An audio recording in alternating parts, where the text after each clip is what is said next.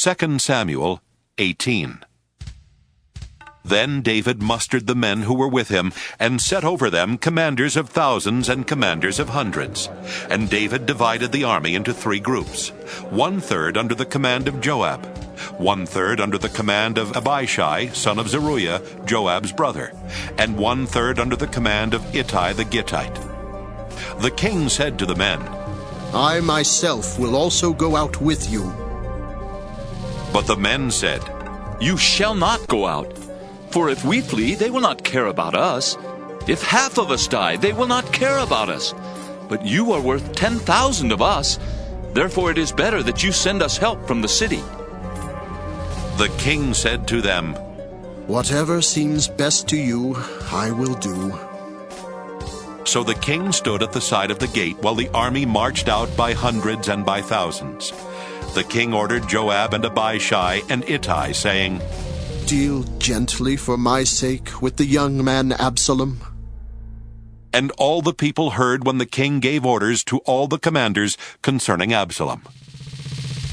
So the army went out into the field against Israel, and the battle was fought in the forest of Ephraim. The men of Israel were defeated there by the servants of David, and the slaughter there was great on that day, 20,000 men. The battle spread over the face of all the country, and the forest claimed more victims that day than the sword. Absalom happened to meet the servants of David. Absalom was riding on his mule, and the mule went under the thick branches of a great oak. His head caught fast in the oak, and he was left hanging between heaven and earth, while the mule that was under him went on. A man saw it and told Joab, I saw Absalom hanging in an oak. Joab said to the man who told him, What? You saw him? Why then did you not strike him there to the ground?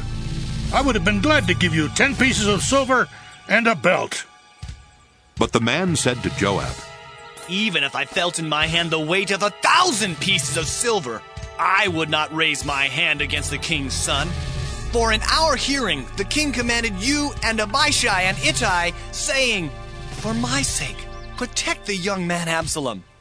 On the other hand, if I had dealt treacherously against his life, and there is nothing hidden from the king, then you yourself would have stood aloof. Joab said, I will not waste time like this with you. He took 3 spears in his hand and thrust them into the heart of Absalom while he was still alive in the oak. And 10 young men, Joab's armor-bearers, surrounded Absalom and struck him and killed him. Then Joab sounded the trumpet, and the troops came back from pursuing Israel, for Joab restrained the troops. They took Absalom, threw him into a great pit in the forest, and raised over him a very great heap of stones. Meanwhile all the Israelites fled to their homes. Now Absalom in his lifetime had taken and set up for himself a pillar that is in the king's valley. For he said, I have no son to keep my name in remembrance. He called the pillar by his own name. It is called Absalom's monument to this day. Then Ahimaaz, son of Zadok, said, Let me run and carry tidings to the king that the Lord has delivered him from the power of his enemies. Joab said to him, You are not to carry tidings today. You may carry tidings another day, but today you shall not do so, because the king's son is dead. Then Joab said to a Cushite, Go, tell the king what you have seen. The Cushite bowed before Joab and ran. Then Ahimaaz, son of Zadok, said again to Joab, Come what may, let me also run after the Cushite. And Joab said, Why will you run, my son, seeing that you have no reward for the tidings? Come what may, he said, I will run. So he said to him, Run! Then Ahimaaz ran by the way of the plain and outran the Cushite. Now David was sitting between the 2 gates. The sentinel went up to the roof of the gate by the wall, and when he looked up, he saw a man running alone. The sentinel shouted and told the king. The king said, If he is alone, there are tidings in his mouth. He kept coming and drew near. Then the sentinel saw another man running, and the sentinel called to the gatekeeper and said, See, another man running alone. The king said, He also is bringing tidings. The sentinel said, I think the running of the first one is like the running of Ahimaaz, son of Zadok. The king said, He is a good man and comes with good tidings. Then Ahimaaz cried out to the king. All is well! He prostrated himself before the king with his face to the ground and said, Blessed be the Lord your God, who has delivered up the men who raised their hand against my lord the king.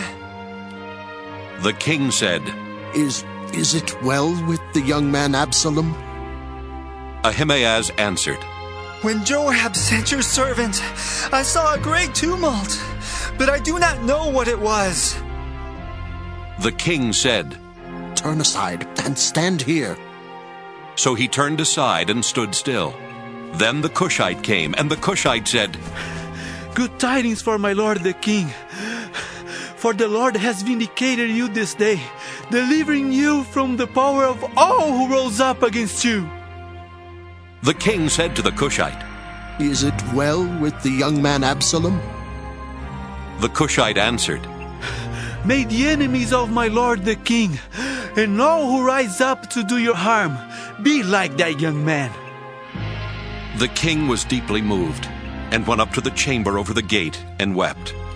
And as he went, he said, Oh, my son Absalom, my son Absalom.